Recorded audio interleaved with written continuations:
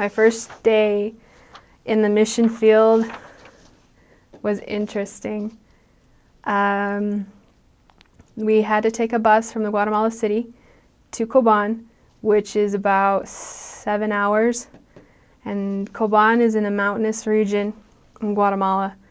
And so the bus, they gave us bags and said, be careful. A couple of people almost got sick. It's a very windy road, but it's a beautiful drive. Within my group, there was only 3 North Americans, but they are very accommodating to the North Americans with the English. They tried. There was as you could say, tour guide. He spoke a little English, and he would tell us stories of why Guatemala was named Guatemala. It's because it's the place of eternal spring. The first day meeting President Curtis and Sister Curtis was stressful for me, just because,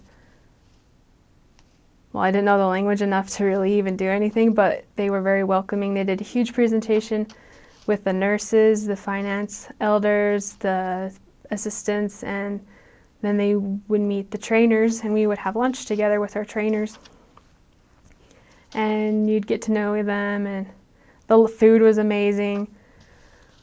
But then the president would take you aside and have a small little interview and say, okay, you're going to this area my first day, and you'll be serving with this person. Now the president is different. The president now is Presidente Faundes from Santiago, Chile, with his wife. The process could be different. I know now that he has the trainers presented to the new missionaries, and they take pictures together but they still do the lunch and the interview and where you're going to go. And then after that, they kind of dismiss you, say, okay, you're going to go off to your area. The area that I first started out with was Petén, which resulted into another 7-hour bus drive.